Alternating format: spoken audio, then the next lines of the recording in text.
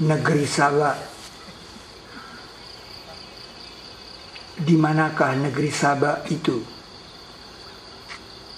Apakah makna dari kata Saba? Aku baru ini lihat orang itu. Di belakang itu. Nah, kalau itu harusnya pas sinar matahari.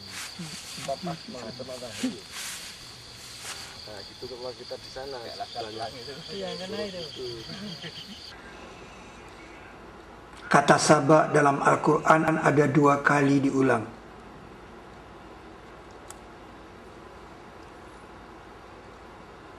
Di dalam surat Saba ayat 18, kita diperintahkan untuk berjalan ke negeri Saba. Berjalanlah padanya beberapa malam dan siang dengan aman. Siru fiha layaliya wa ayyaman aminin. Ini memberikan arti bahwa negeri Saba adalah negeri yang aman, seperti amannya negeri di Mekah yang disebut Baladil Amin. Siru fiha layaliya wa ayyaman aminin. Surat Saba, surat ke-34 pada Al-Quran ayat 18. DLA telah melakukan ekspedisi ke sana. Ternyata di Saba ada istana yang hilang. Kaum muslimin dan muslimat sesama hamba Allah, inilah lembah semut, Wadi Namlu. Kesinilah Ars Ratu Saba dipindah oleh tentara Sulaiman, disebut dalam surat ke-27 ayat 40. Nah, itulah Ars Ratu Saba, ya, berada sekarang di lembah semut, Wadi Namlu. Mari kita zoom, coba kita lihat betapa Ars itu berada di lembah.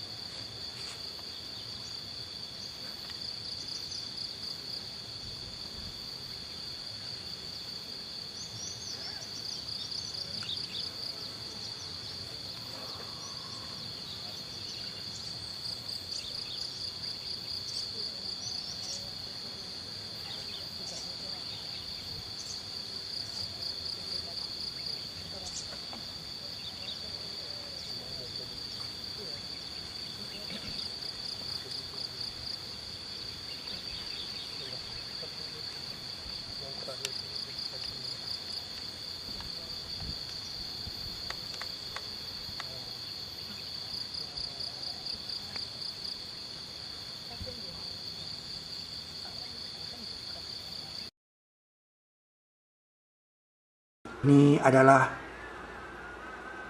relief yang menggambarkan burung berkepala manusia, yang menceritakan kepada kita bahwa burung pada waktu itu bisa bicara.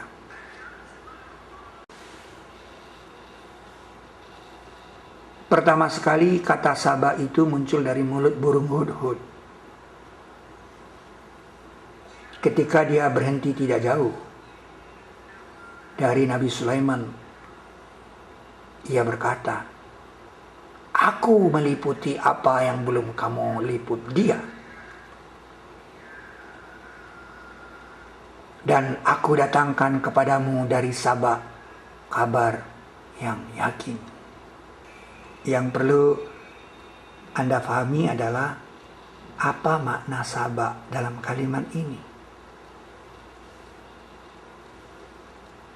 Apakah Saba berarti nama sebuah negeri seperti Bogor, Jakarta, Bandung, Surabaya, Yogyakarta? Lalu dengan cara bagaimana tiba-tiba burung hudhud mengetahui kata-kata Saba? Dari mana asal kata Saba itu dalam otaknya burung? Maksudnya, kalau burung itu terbang di atas sebuah negeri, apakah dia tahu nama negeri itu?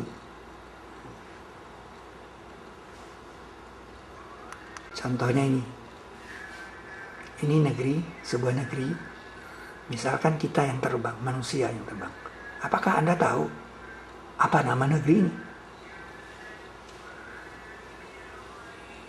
Kita manusia saja tidak tahu nama negeri ini. Kecuali ada beberapa bangunan yang kita tandai di sana. Jadi apa? Hal apa yang menyebabkan burung hudhud mengatakan Saba? Itu berkaitan dengan ayat selanjutnya. Saba itu adalah mereka. Mereka dikuasai oleh seorang perempuan. Mereka bersujud. Jadi yang dikatakan Saba adalah orang berkumpul. Seperti itu. Jadi burung hudhud melihat orang berkumpul. Aku dari tempat orang berkumpul. Aku tak dari tempat orang bertemu. Tempat pertemuan. Dan kita telah menemukannya tempat pertemuan itu. Ini bukan tempat latihan karate.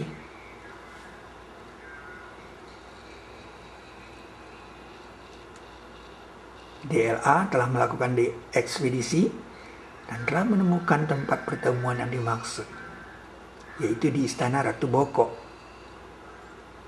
36 km dari Borobudur. Yang kedua yang perlu Anda pahami adalah Saba itu mempunyai hutan. Dan sungguh adalah untuk Saba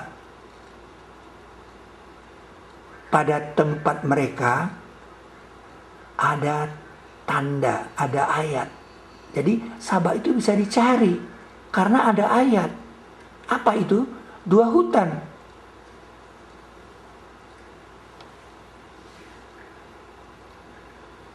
Sekarang saya tanya, hutan dalam bahasa Jawanya apa? Hutan dalam bahasa Jawanya apa? Hutan adalah wana.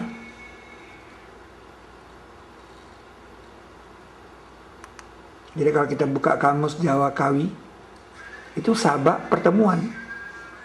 Jadi nama Saba itu ada di Pulau Jawa. Wana Saba. Hutan Saba.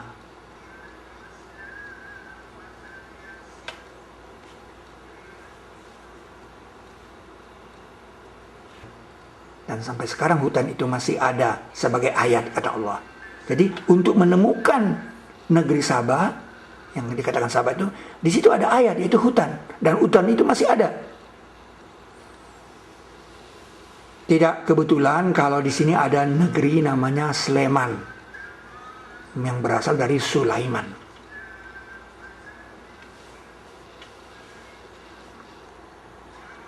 Negeri yang baik kata Allah dan Rabb pengampun. Baldatun thayyibatun wa Rabbun ghafur. Airnya berlimpahan. Persediaan oksigennya tidak terbatas. Alamnya senantiasa diremajakan kembali oleh proses-proses organis. Indonesian archipelago has over 17,000 islands, stretching 5,000 kilometers along the equator, at the crossroads between the Indian and Pacific Oceans. Dan sungguh adalah untuk Saba, pada tempat mereka ada tanda, 2 hutan sebelah kanan dan kiri. Laqad kana lisaba'in fi maskanihim ayah jannatani an yaminin washima.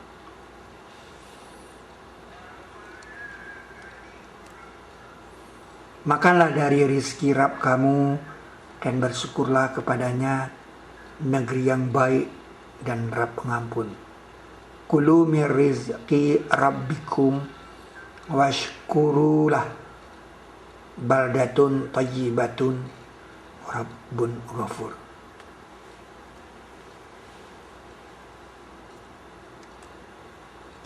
Tetapi mereka berpaling, maka kami kirim atas mereka banjir besar. Nah, penduduk di negeri Saba, di Saba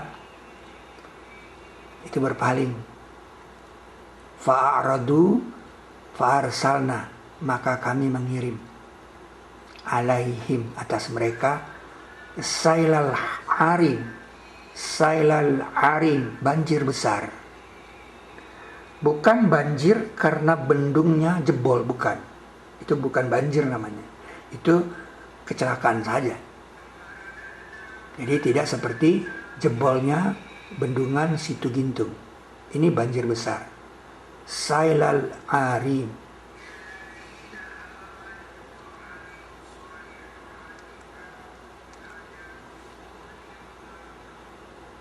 Wabadalnahum, kami mengganti bagi mereka bijannataihim, dengan dua kebun mereka, dengan dua kebun, jannatain zawata, yang mempunyai rasa buah yang pahit, ukulin, rasa khamtin. Jadi kata-kata khamtin pahit. Zawata ukulin khamtin pahit. Apa buktinya? Kalau nama Wanasaba itu sudah ada, kemudian hutannya ada, adakah bukti bahwa di negeri Sabah itu ada buah pahit? Tidak bisa hilang. Kalau memang dia negeri Sabah, buah pahit itu pasti tetap ada. Kenapa? Karena Al-Quran itu dipelihara. Faktanya dipelihara. Inna nahnu nazalna zikra wa inna lahu lahafizun. Dipelihara. Kalau Anda bilang hilang, karena Anda tidak mempelajari Al-Quran. Ini dia buah pahit itu. Sudah sejak lama terkenal dengan nama buah maja. Dua kebun, yang keduanya mempunyai rasa buah yang pahit. Jannataini zawata ukulin khamtin.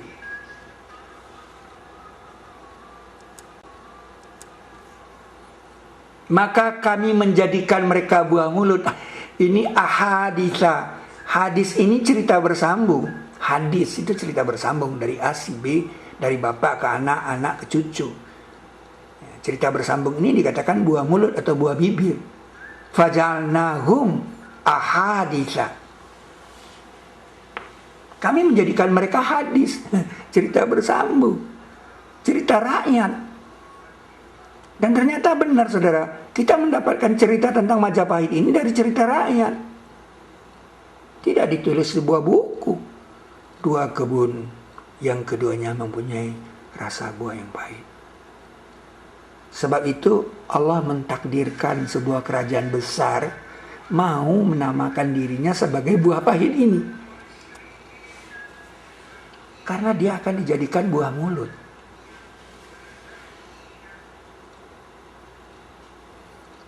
Buah pahit yang seperti ini tidak ada di mana-mana kecuali di daerah Pulau Jawa. Ini salah satu bukti lagi. Bukti kedua. Kalau bukti pertama itu adalah nama Wanasaba.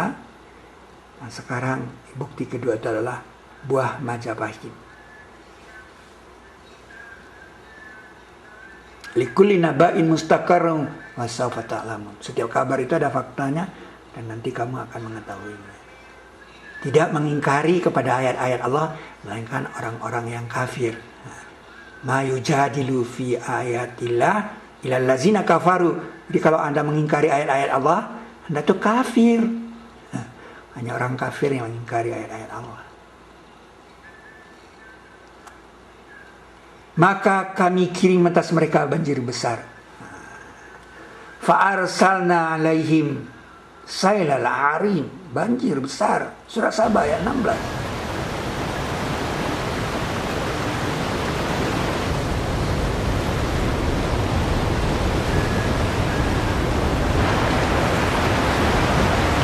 Bukan banjir karena bendungan jebol. Bukan. Itu banjir kecil, itu kecelakaan namanya. Kalau kami kirim, kami mengirim banjir besar.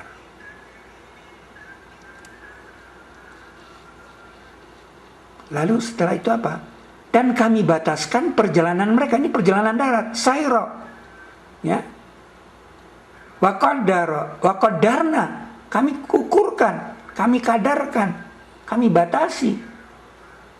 Wa qadarna fiha, padanya. Tadinya dia bisa naik unta, jalan, sekarang udah nggak bisa. Mengapa? Karena banjir tadi. Sebesar ini dulu Sabah, tempat pertemuan, tempat berkumpulnya bangsa-bangsa di sini. Ini dikatakan benua Atlantis. Bangsa-bangsa dan pusat kebudayaan itu berada di sini. Karena tempat ini strategis. Baldatun thayyibatun, pusat kebudayaan. Kemudian setelah terjadi banjir besar, pusat kerajaannya tidak bisa lagi jalan kemana-mana karena dibatasi oleh laut.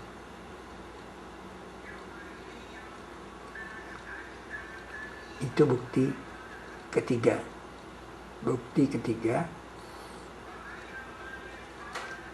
terjadinya dangkalan Sunda.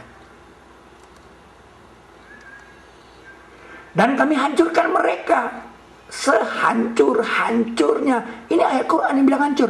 Mana buktinya? Mana bukti hancur? Apa Anda katakan ini sudah hilang? Saya tidak tahu.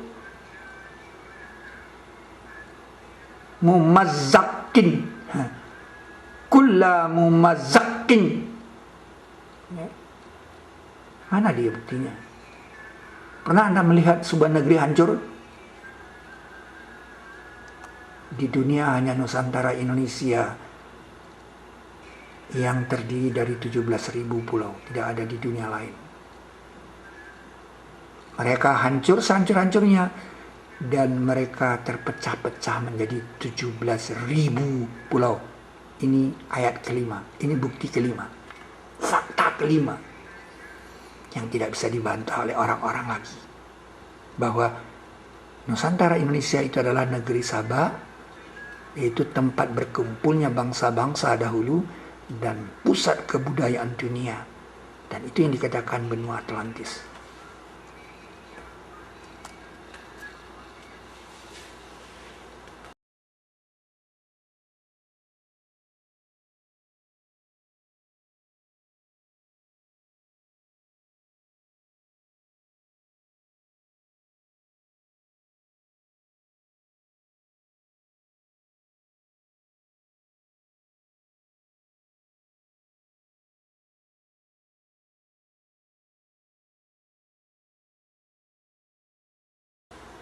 Fakta keenamnya adalah angin muson.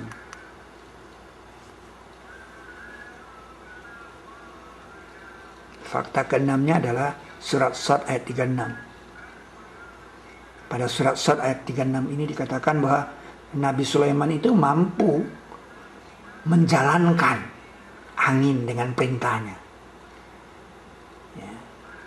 Bi amrihi, tajri bi amrihi, ya. Lahu riha, baginya angin, tajri bi amri, berjalan berdasarkan perintah dia. Kemana saja angin itu dia perintahkan akan berjalan. Surat 38 ayat 36, surat Shad ayat 36. Tetapi pertanyaannya adalah, mengapa di surat 34 ayat 12 seolah-olah Nabi Sulaiman tidak berdaya? Ya, dan kepada Sulaiman angin bertiup paginya sebulan dan sorenya sebulan. Mengapa?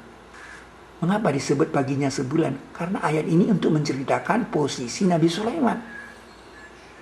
Angin dengan arahan yang berganti menurut kurun waktu tertentu, itu adalah angin muson. Jadi Nabi Sulaiman dipastikan di sini berada di daerah yang antara dua benua yang besar di Indonesia. Ketika musim panas di Asia, angin bertiup dari Australia ke Asia. Dan ketika musim panas di Australia, angin itu bertiup dari Asia ke Australia. Jadi ini adalah fakta ke-6 bahwa posisi Nabi Sulaiman pada waktu itu adalah Indonesia.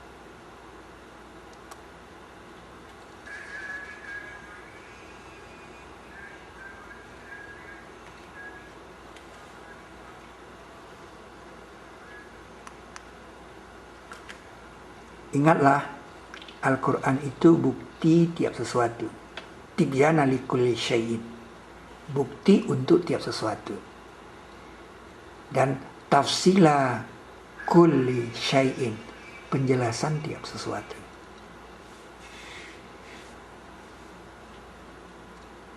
Itulah Sabah, artinya pertemuan, dan kita telah menemukan negeri Sabah, yaitu di Istana Ratu Boko, istananya. Disinilah sisa dari bangunan Sabah. Sisa dari bangunan Sabah. Sekarang masih karena dia yang memerintahkan Dan ini ada tongkatnya kecil dia pegang ini. Nah, ini model ini tadinya mau taruh di sini gitu. Dan baginya ars yang azim. Allah mengatakan satu-satunya di dalam Al-Quran pernyataan ars azim selain ars yang sesungguhnya adalah arsnya Ratu Sabah. Jadi kalau kita turun ke negeri Sabah,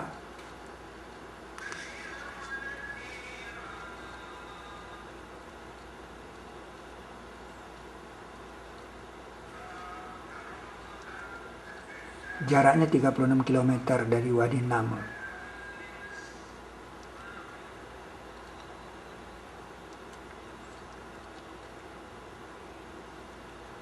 Nah, Anda bisa lihat daerah ini kosong. Yang tinggal 2 buah ini saja. Ini kosong semuanya. Siapa yang mencuri dan kemana batunya dibawa. Seluas itu hanya tinggal sedikit. Yang dikatakan Sidrin Qalil. Sidrin yang kecil.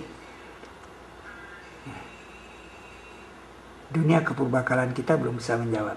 Kemana hilangnya istana ini? Tinggal sedikit.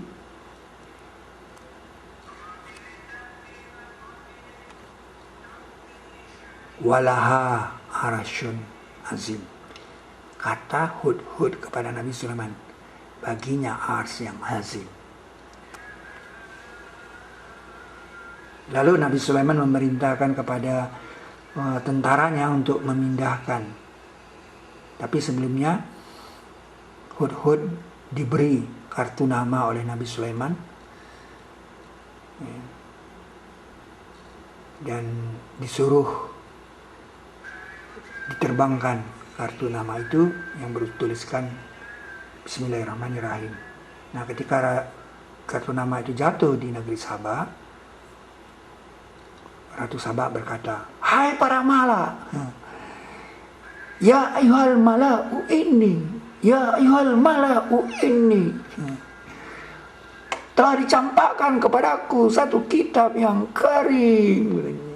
Ulkiya ilayya kitabun karim." Lalu dia baca kitab itu. Innahu min Sulaiman wa innahu Bismillahirrahmanirrahim. Anda bayangkan, kita menemukan tempat jatuhnya Bismillahirrahmanirrahim dikirim Nabi Sulaiman, yaitu di sini. Di sini.